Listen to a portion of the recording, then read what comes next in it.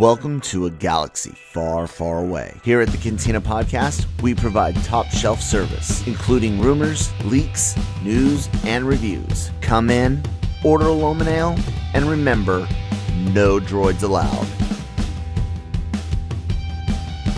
It's almost like I just want to take a dart, like I said before, and throw it at my monitor, but that would be dumb. Maybe I could get like a sticky dart. You remember like when we were, well, you're a little older than me, so of course you know these if I did. But you remember the sticky toys you used to get out of the quarter machines, and you threw them against like a wall or a window, and your siblings and you would race them as they slid down. They would like fall down the window and like catch on because they were sticky. Like you still get them. My son had stuff like that when he was younger as well. Yeah, I want to get one of those when it's time for, like, you know, what random Star Wars-ness do we want to talk about, and I can throw it at my monitor. Stories this week. Oh no, there's some good ones this week, and yeah. First off, I want to say, what's that? We might not be able to cover them all. There's that many. Oh, probably not. First off, I want to remind everyone that the Cantina, which you're listening to right now, is re-releasing our. We're pulling a George Lucas, but I didn't edit anything. But I didn't edit anything other than the images, and I edited the image for the podcast, and I put it on YouTube. So I promised you guys the original Cantina experience unaltered. All the mistakes are still there too, just like George Lucas should have left sometimes. But anyways, those are going out once a week on Wednesdays. Attack of the Clones went up this week. Cam and I did that with Brian Brantley, which was very interesting because Brian actually likes that movie and defends it, which I still don't know how. There's still that bit I see that there's a moment in Attack of the Clones, which is one of the bit, which you remember me saying, the very sort of finale moment montage is still one of the best moments in all of Star Wars to me. Pity the rest of the movie didn't come up to that, but that closing montage kind of shot from the point of Master Obi-Wan, not victory, is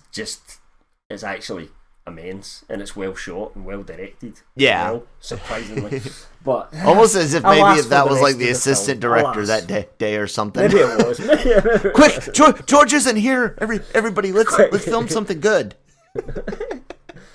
Hey, hold on 1 second. I see cat paws under my door. 1 moment. Ew. Come here, kitty. Come on. There you go. Your puppy friend is over there. Sorry about that, ladies and gentlemen. And with the welcoming of our office intern, Kione Makibi, the orange tabby cat, best friend to the office manager, Riza, the beagle door of adorable doom. Welcome to the Cantina with myself, Kyle Malone, and my co-host, Cam Clark. Cam, what's up, buddy? Yeah, nothing much. All good. So it's been a good news week this week. Yes, not just on the Star Warsville, but you know, there's been a lot of good Marvel stuff as well because Kevin Feige's been talking a lot, and whenever Kevin Feige's got something to say, you have to listen because them's the facts, you know. That's the boss guy. So what he says is always copy. Well, but yeah, unless something changes his. Yeah. I mean, like nothing's set in stone. Like when they decided to make take all the stuff they had for the Inhumans movie and put it into the Eternals instead. Yeah. Changes. But that's just one of those, yeah. But at that point, remember, they hadn't announced anything. So what they tend not to do is change much that they've announced. Obviously, the pandemic had some issues there, but that extreme situation, if you like. But usually they stick to what they've announced. But yeah, they're a bit more flexible by what's going on behind the scenes. So yeah, he was talking about this week how they're basically planned up till like 2027, 2028. But we're not going to find out about that because those aren't solid plans. No, yet. If you want to hear Marvel stuff, go listen to LR Mornings where Nick and I talked about it a couple times this week. Manny and I talked about it, and our Marvel Multiverse Monday show, we got to talk a little bit about some of what Feige said over the weekend. Yeah, and but there has been a little bit of Star Wars news this week. Some of it kind of semi-official, some of it involved in Kevin Feige, but there's been some unofficial stuff, some rumours as well from our friends over at KRT have had some information this week, which I'll just say agree with. Is probably the best bet to say kind of what we've heard from our source. There's nothing that we have heard that would disagree with anything they said in their article, but it's 100% their scoop. So there's definitely some things to talk about there. Another kind of maybe story is Liam Neeson and what he said. So we've got a few things this week, depending on how far we want to dive deep into it. Yeah, let's kick off with Feige real quick. Because I think it's short, sweet, and to the point. As of right now, there can be only one Kevin Feige Star Wars movie. Or there can be only one Star Wars movie that Kevin Feige is involved with at this time, and no plans in the future. Does it seem? Which, is not always what I thought, going back a little bit, but I think we're in a different place now from where we were when I was starting to think, what if, Kevin Feige's going to take over, and, we speculated that in a couple of podcasts and talked about whether it'd be good, whether it'd be bad. But so you got that big promotion. There's been this huge expansion of material, not just for Marvel, but for Star Wars as well. That's obviously Disney Plus and all that stuff that they've announced in the Disney Investors Day. And this is all stuff that clearly, Star Wars wise, has nothing to do with Kevin Feige, apart from one project which is unannounced really at the moment, other than the fact he's making one. We have no idea when it's coming or anything. And then, obviously, the amount of work that Feige's put in. Yeah, I was gonna say we know his writer that he's bringing with him. Yeah, and that he's producing, and that's basically it. The writer of Loki, I forget the guy's name now, sorry, but he wrote Loki. Basically, he's showrunner on Loki, and he's also had some other dealings with Marvel before. And he has written, yet to be filmed, Doctor Strange and the Multiverse of Madness as well. So clearly, Feige is a fan of him. Mm-hmm.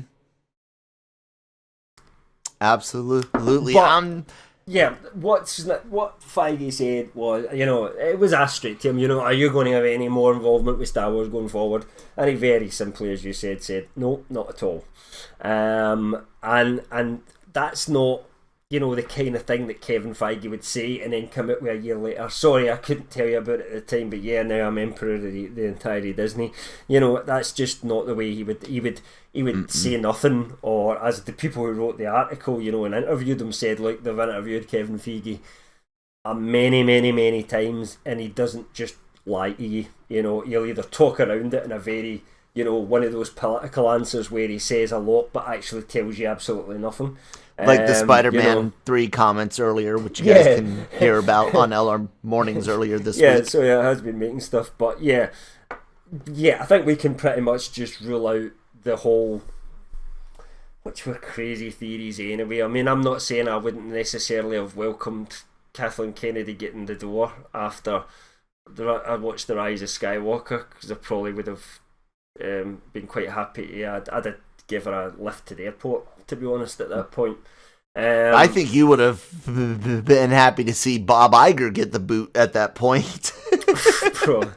Probably. Wipe them out. All of them. All of them. So, I mean, that's as fans, we just get fucking angry about things, and the sequel trilogy was just a disaster to me. Anyway, but things have moved on since then, and it looks as if, at least until next year sometime, and then who knows where, but whether Kennedy stays on or steps down is unknown at this moment in time if she renews her contract, which is 100% up next year, and we've not heard any news about it getting extended, but it doesn't look like it would be anything to do with Kevin Feige, whether she stays, goes, or not. It's not going to be him. He's got too much going on in the MCU for a long time yet. He's stepping up to do one of the Bob's jobs. Either that weird pseudo position they created for Iger so he can still get paid a shit ton of money. I know it's not really a pseudo position, but it seems kind of redundant when you hear it. But Feige is bound for Disney executive office. If he wants it, I mean, he might have no desire. If you were making Marvel movies, that probably is your dream, right? Making Marvel movies and making Star Wars movies. That's my dream, right? Mm-hmm. Would you take the promotion to end that and just be in overall control, and basically you'd make more money, but you'd just be making top level positions, wearing suits, going to meetings, making sure the budgets match, and being a figurehead for the company? That doesn't sound very entertaining to me. I'd rather just retire. If it's me with Kevin Feige's brain combined with mine, absolutely, because I think I can open more avenues. You've got that and more stories going on. That's something that at you've that next level got in your education. As educated in business, and I suppose that just to me, I guess I'm more of the artistic type, if you like, that does other jobs, because I have to, at the end of the day, I have to pay a mortgage, same as everybody else. But I'd rather be that bohemian kind of just writing shit. I would want to write movies and produce movies, and once that dream was over, I would just retire. You're the socialist beatnik, and I'm the capitalist pig sitting here thinking, if I'm Kevin Feige, how the fuck do I go from making 24 movies and $22 billion? I'll still be recording podcasts, but Kyle will own them in some way. Yeah. I'll actually be working for Kyle. What Ray Kroc did to McDonald's. I'll own the property that you get your podcasts on. Anyways, Feige, I'm interested in what it is that he's doing. He's going to actually do, yeah. If he's attached to anything that we know of or not, and then or if it's completely on its own. Well, if the writer's been announced, Taika Waititi is already writing his film with someone else. Yeah. I can't remember the woman's name, sorry. But the two of them have already said they're writing his film, and this is who's hired to write. So I don't see any particular attachment between Kevin Feige and Taika Waititi's film at the moment. Not likely. Wait a minute. Let me clarify that. In terms of Kevin Feige being involved in the actual production, I'm not saying they wouldn't connect the stories in some way, because we just know so little. I wouldn't possibly even comment on that. That would be just pure speculation. So all we can see is basically Kevin Feige's not got a little hand in Taika Waititi's work, is what it sounds like to me. If he's saying outside of the movie that he's producing, which is basically we know the writer of, we don't know the date of, we don't know the name of, we don't know the era of, we don't know anything about it other than who the writer's going to be. So it sounds like it's very early on in that process to me. There's just a basic concept at the moment. Feige's pitch is there still, but that pitch hasn't yet become a reality. Or they've switched gears and brought him on to save Rogue Squadron. Anyways, shifting gears. No, that's not true. Talk up your boys over, or not just your boys, our boys, us boys and girls, us fans, all get to enjoy each other's content and stuff. So tell us a little bit about KRT and the this story goes back a long time, ladies and gentlemen. Going to a source that they had about a sequel to, was it Rebels or Clone Wars? An animated Rebels sequel. There you go. Go ahead, Cam. Was very far on, in terms of its production, and they actually, when they originally reported this, was before the Bad Batch came out, or when Bad Batch was announced, but they also broke that as well, so they had them as two different shows, and basically the time they'd said there was an animated Rebels sequel coming, and it was coming soon, so the fans base get really hyped about that. We then started revealing some of our sources about the kind of live action stuff that was coming. There was an Ahsoka series coming, there was a Boba Fett series coming, possibly Thrawn. We've been told that Thrawn and Ezra is coming to live action as well, previously, and that there was all get connected in some way to one larger arc, which of course matches up what was announced at Disney Investors Day. Yes. So we had asked our source originally, did you hear anything about this animated Rebels sequel? And at the time they didn't know anything about it. So we ran a story, and the KRD guys were saying, and that's when we started kind of really talking to the guy and kind of sharing what we were learning from each other, and crediting each other where needed. So we kind of became a little bit friendly with those guys, because what we know is the information that they're getting, we're hearing the similar things, and sometimes when we're breaking a story, they're going, yeah, we've actually kind of heard something similar to that as well, so we know we're kind of singing off the same hymn sheet. The only thing that we ever seemed to be out there was this animated Rebels sequel. So KRT got a bit more information, and this kind of matches what I thought had happened, not from what we'd been told at the time, but just what in my head was a solution to this, which was, yes, they were going to make a Rebels sequel until The Mandalorian Season 1. And once that was the big success it was, and Dave Filoni had come over to the live action universe, that Jon Favreau was basically told, or asked Dave to bring that stuff over into the live action. That's what made kind of more sense to me.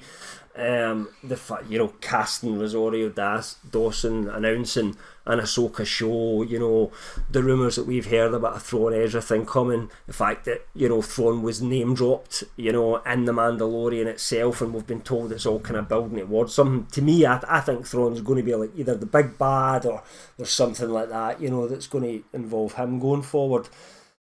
So it seemed like they were pushing in that direction, and kind of that's what KRT have said this week, that's basically what they've heard, that there was an animated Rebel show. It was really quite well on. I think maybe almost like half complete. Scripts, it was shot, it was, the animated guys were all working on it. Apparently some of the voice actors were doing work on it as well, and then there was this change of focus, and what they say is basically Favreau then convinced Filoni to go in this direction and go live action instead. So essentially what the Rebels sequel is at the moment, or the next step of that, is all we can really say right now, is what we're going to find out next, both in Book of Boba Fett, The Mandalorian Season 3, Ahsoka Season 1, Rangers of the New Republic Season 1, and then who knows where, things go after that. That's all we know that's been, officially announced at the moment. And that, that kind of makes sense. So, we spoke to our source, and, pretty much we were told, that's pretty accurate. So we can really kind of corroborate that's similar to what we've heard, as well as what the guys have actually kind of put out there for the scoop. What they did say though, is that they don't think necessarily an animated Rebels sequel is actually dead, because you could call these live actions almost like Rebels successors, but some of the fans won't consider it a sequel unless they get a proper animated show, because there's a lot of fans who actually prefer the animated side of Star Wars sometimes to the live action. The animation so I don't terrible. Because I like Rebels, I like the Clone Wars. I'm not a fan of the animation styles for them, but then I'm not an animation fan in general outside of Tom and Jerry. Which is the greatest ever, but I'm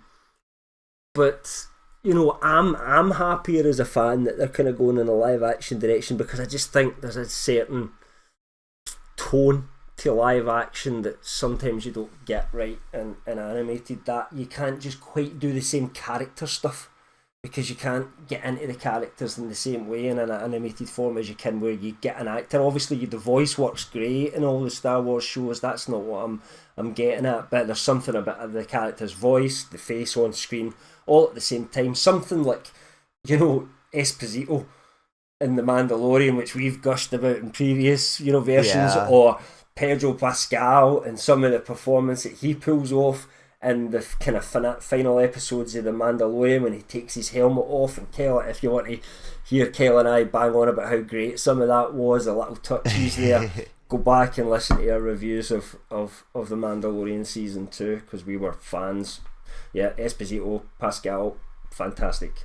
Even Weathers I thought was absolutely brilliant in Season 2. Anyway, and that your point is that you just don't quite, for me as a fan, get that in animation. You wouldn't get that level of detail where we'd be sitting, oh, Pascal was amazing. You just wouldn't get that for animation. And I can't help that. But you could, you're right. You wouldn't be able to get as detailed and gushy over performances, because all you're getting is the voice, but you get other things to gush over if it's gush worthy, and that's the animation.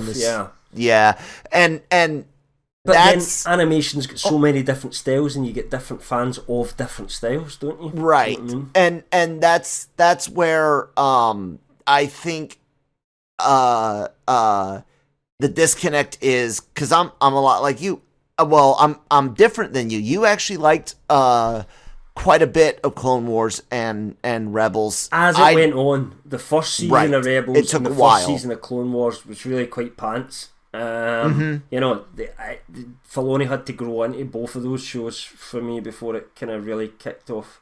And even then, there was some questionable shit in there as well, which I'm prepared to forgive as an overall thing. But yeah, I enjoyed them. Yeah, I enjoyed most of it. Right, and I didn't, but the group that is loudest wanting it now is the group that, of course, grew up with it, while you and I finally are like, holy shit, here for the first time stuff in live action since again. since the re-releases of the special edition, for the first time we're getting Star Wars in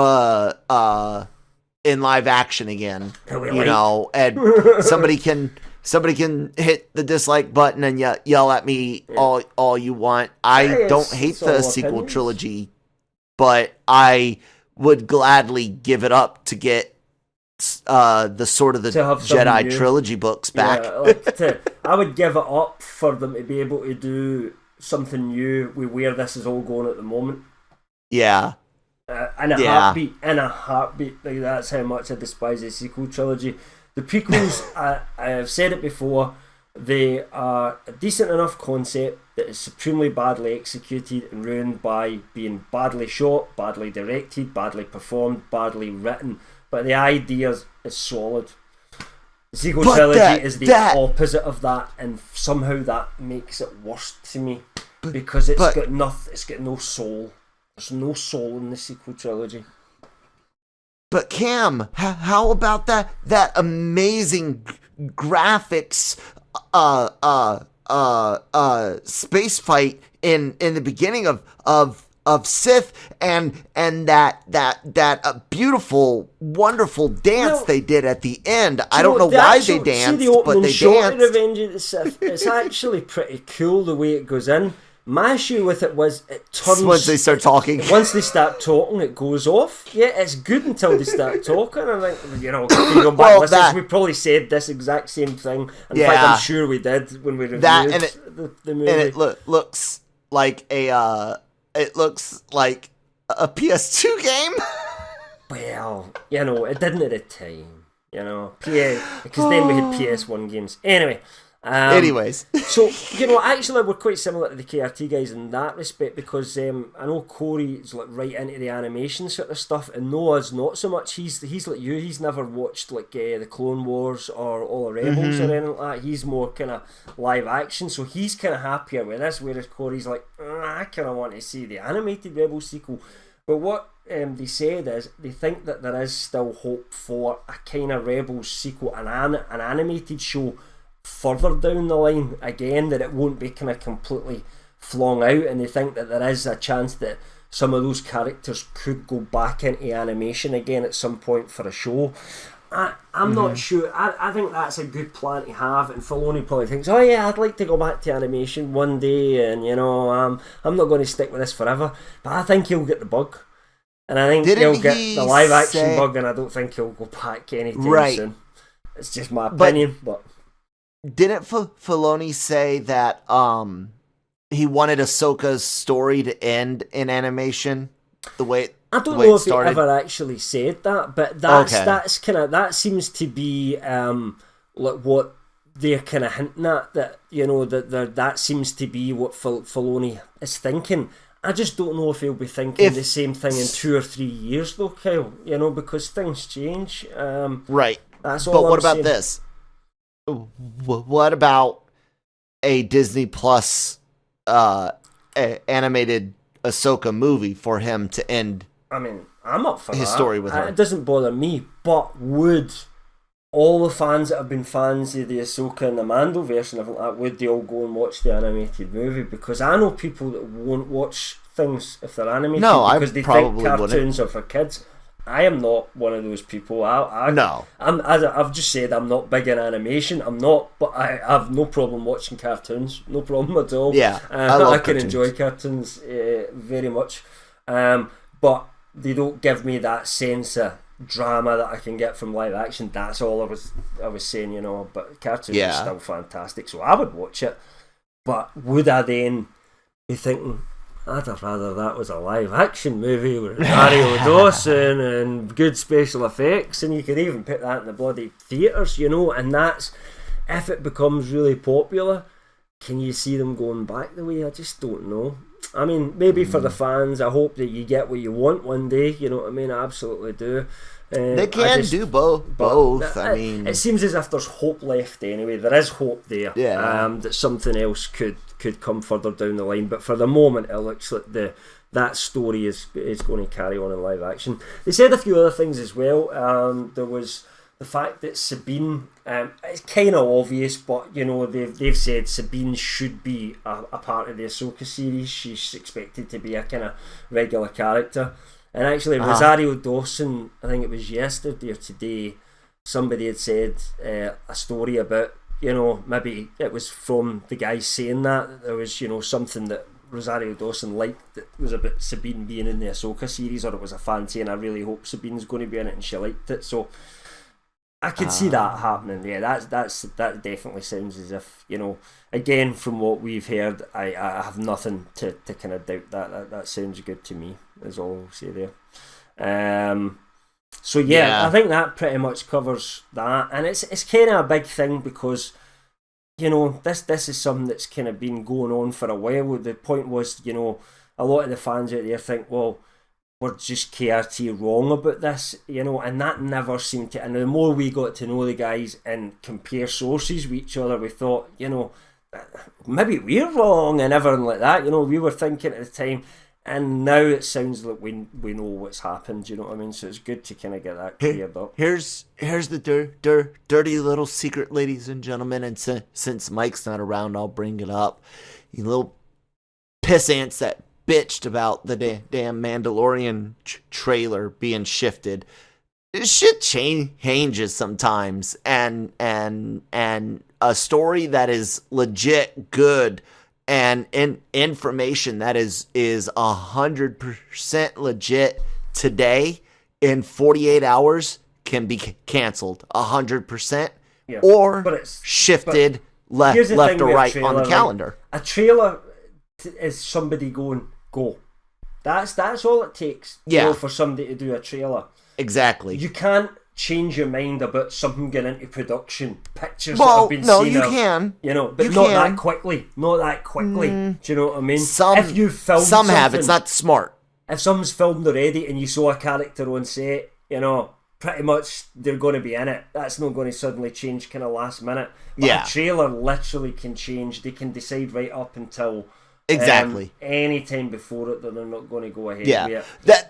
And that's all I'm saying is anybody that gave KRT flack for when Investor Day and us for when Investor Day. Not the Mando trailer, but flack for the Rebel sequel not being announced. Like, guys, the plan was obviously, at least at very, very, very minimum, seriously discussed, and at maximum put into serious production shit. It sounds as if they were going ahead with that, but and that's shit what Filoni was going to work changes. So I hope change for the better. That's that. I hope change for the better, because as a fan, that's all we're saying. I'm a fan of live action, so for me, it's good news. But I understand that animated fans might be pissed off with it. But don't be pissed off, because I think there's going to be a lot more animated Star Wars shows coming, and I'm sure Dave Filoni wants to go back to animated at some point. But we'll just have to see how that shakes out. But for the next while, Filoni is live action for the moment. That pretty much covers that side of things, which is probably the kind of biggest thing this week. Yeah. What do you want to talk about next? That's a big deal, but I want to mention the Liam Neeson thing, and I only want to mention it because the guy reminded me of a less vocal Alec Guinness about his Star Wars experience. And the fact that even McGregor was more vocal than him about being bad, and he's back. That's what you've got to think about. Ford was more vocal than McGregor about it, and he come back. So Liam Neeson's actually been quite, nice. He was quiet, but so was Guinness. Guinness is famous because of like the little boy's autograph story. Like that's where his animosity makes him famous for. And that's what I was saying is there's just been a few times out there where Neeson has been like he's hit that movie, the one with the M-word and stuff. Movie, so he's hit it hard, right? And so to hear him not say... his fault. He was one of the best fucking things in the movie. He was good as Qui-Gon Jinn. We all liked fucking Qui-Gon Jinn. Obi-Wan was like a cardboard cutout in that fucking movie. McGregor didn't get to do anything until fucking episode 2. Yet. It was literally just a background character. That was a mistake. We don't want to get together, but yeah. The point is, Neeson go listen to the he would come reviews. Back for Kenobi. Yeah, go hear the reviews for the detailed stuff like Cam was getting into. But yes, you're right. He said to Collider, discussing the Obi-Wan thing and whether or not he would be a part of it. He said, "I'll be honest with you. I haven't heard that at all. Sure, I'd be up for that. Yeah." All that says to me again is this. Ladies and gentlemen, and go ahead, get your mouse, put it right next to whatever negative button you can. But this is what it says: George Lucas sucks at fucking writing and directing. Well, there's another thing that you could say that it says as well, is that Liam Neeson likes money, because at the end of the day, that too. It's a job. He did do what? 6 taken Here's the thing. If he is considering Obi-Wan is either started or literally ready to get started. I think they're building sets and stuff like that at the moment. I don't think the actors are actually on or they're filming. I don't think yet, principal has started. I think they're building the sets and doing some stuff at the moment. Considering we know Hayden's involved, so at some point he'll be turning up for shooting, etc. Wouldn't you think they would have reached out to Liam Neeson already if they wanted him to be in it, unless it's merely some voice work, which they could ask him for down the line, and he's done before. He'd done it, quite recently. He's done it a couple of times. He's done voice work for Qui-Gon Jinn, so they kind of know he would do that. My thoughts are that he might not be in it because of that, and I'm not sure he could be in it based on what we know. And I know you don't really follow the Clone Wars, Kel, but there's only one time Qui-Gon was able to sort of appear as Obi-Wan and Yoda appear, because he never quite finished his training at that point when he died, so he could only really appear as a voice, and it was only in a very specific place when Yoda's starting to learn about his training that he could see Qui-Gon, and Qui-Gon explains at the time that that's just because of where they are. Normally he can't appear, and that's all canon, so yeah. Could Qui-Gon even show up and it makes sense? I'm not sure. But possibly his voice and him having a conversation with Obi-Wan through the Force is absolutely possible, though. And they could do that, and he just maybe doesn't know anything yet because he thought, well, let's film it first. I'm sure he'll be up for it because he was up for doing it in this and he was up for doing it in that, Yeah. But who knows? I honestly, like I said, to me, it just says he also wants a chance to me, it sounds like he at least wants a chance to do more with the character than he's gotten to do. Like you said, yes, he's come back for voice parts. It doesn't seem possible, but it doesn't seem likely. Doesn't seem likely. You have the opportunity to do it with Obi-Wan Kenobi and Ewan McGregor. You don't really have the opportunity with Qui-Gon, because the only way you could really tell a Qui-Gon story without getting yourself into a muddle is to go back in time. And considering the age Liam Neeson is now, I don't think he could play a younger version of Qui-Gon Jinn. And maybe. We don't want to see much more de-aging on the Disney Plus side of things. Permanently. You could maybe do a quick cameo of him de-aged or something like that. Like they did with Luke Skywalker. They could do that. But do they need that? I mean... Nah. I think you're right. Maybe some voice disembodied force training, maybe. Faint blue glow. I don't know. Maybe flashback.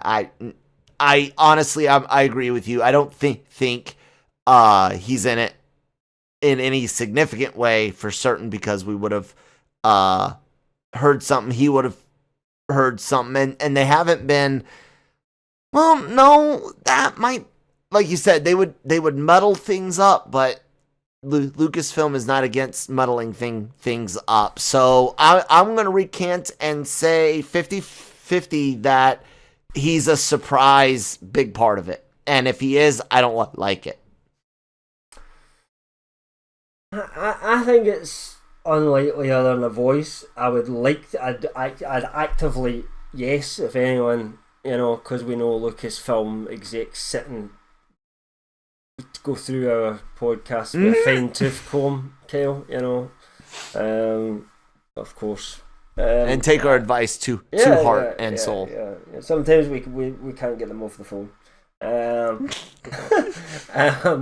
if anybody was listening to this, what I would say is, please give me Qui-Gon's voice. I would absolutely love a conversation between Obi-Wan and Qui-Gon through the Force, but I would be against seeing him physically, just for the reasons that we've put out there, because it doesn't quite make sense, and it makes more sense to hear his voice. But then again, time travel works, and the world between worlds and whatever, and so anyways, at the moment.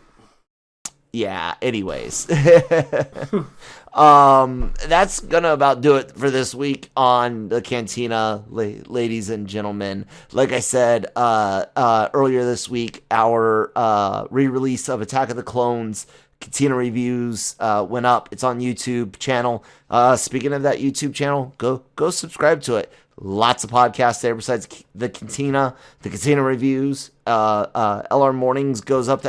I'm trying to get as much stuff going as I can, plus all the wonderful celebrity interviews. And of course, guys, our podcast channel itself. All this great content. There's a brand new anime show that started this week. Nick's Marvel show that I'm co-hosting on Mondays. We're going to start reviewing. Yeah, sometimes I might show up on that as well from time to time. As well as others from the site. We're going to start reviewing the WandaVision, and those will come out on Mondays. It's an exciting time, ladies and gentlemen, to not only hit that subscribe and notification or follow button, but also to go ahead and give us some likes and shares with your friends and family. And of course, go to lrmonline.com every single day for all your entertainment news, needs, and opinions. Cam, where can people find you on the internet? You can catch me on Twitter at LRM_Cam. And you guys can find me at that. Excuse me, at that Kyle Malone on Twitter, at that one, that's the number one, at that one Kyle Malone on Instagram. Thank you guys so much for listening. Talk to you next week. May the Force be with you.